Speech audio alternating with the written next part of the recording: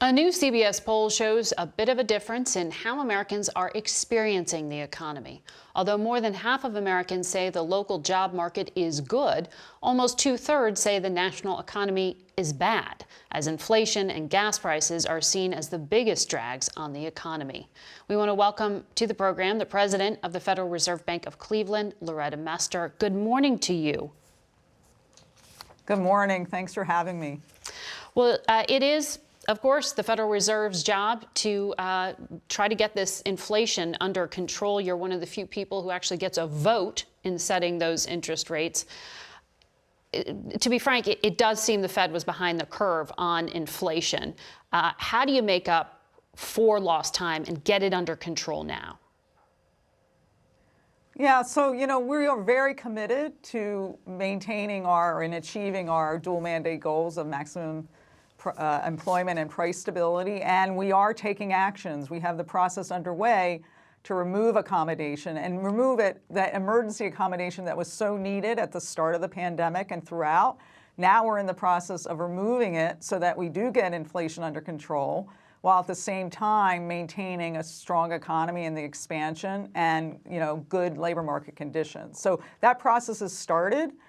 We raised the interest rate last meeting, and we said ongoing interest rate increases are on the table and in the cards. And we've also put out some information about how we are planning to reduce our balance sheet assets that we also bought in great quantities to support the economy during the pandemic. So that process is underway, and that will help to reduce excess demand, which is outpacing constrained supply, and bring price pressures down. Where do you see inflation by the end of the year?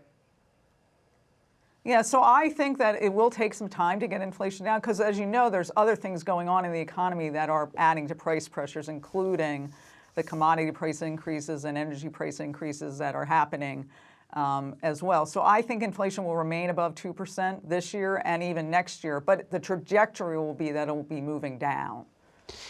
For people on an everyday basis, how they experience the economy, look at numbers like Moody's put out where they said the average person will spend $1,300 more on gas this year if prices stay where they are. You've seen lawmakers and governors talk about things like holidays for gas taxes or cash relief. I know it's fiscal policy, but when you hear things like that, are you afraid that this will add to inflation?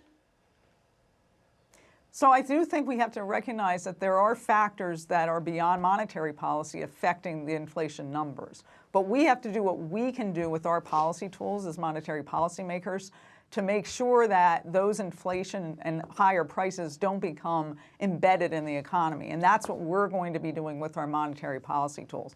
It's no doubt that it's very painful to have these high prices. I mean, it's even worse if you look at low-income consumers because they spend a greater portion of their consumption basket on the essentials, housing, energy, food, and all those prices have gone up at a higher inflation rate than just the average inflation rate. So this is a serious problem, and it's a real painful problem for many in the country.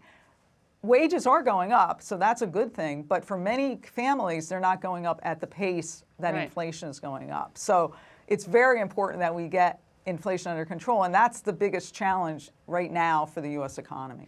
The White House argues the true read of the economy is the strong jobs market. Do you believe employment is so strong, too strong to actually generate a recession?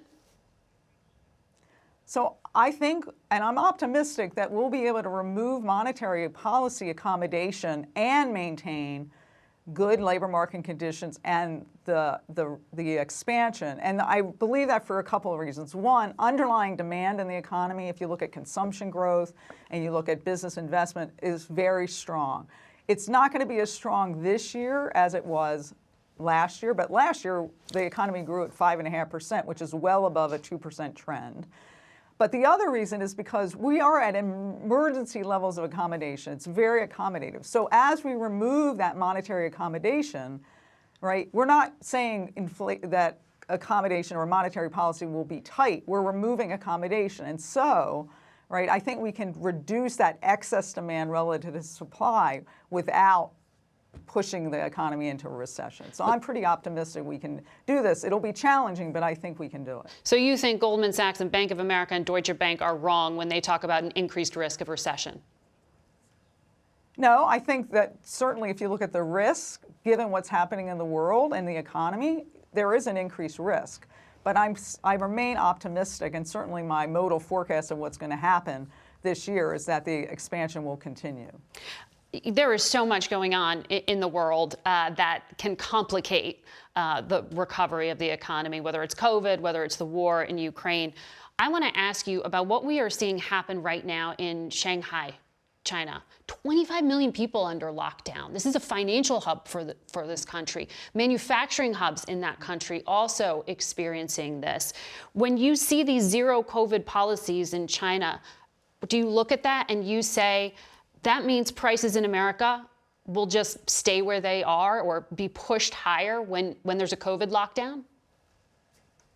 So a couple of things is certainly the lockdown in China is going to exacerbate the problems that we have in supply chain. So that is putting upward pressure on prices, and certainly all the businesses that we talk to in my 4th district and elsewhere through the country are saying that, you know, we've pushed out when we think the supply chain issues are going to be resolved, right? So not this year, now it's next year.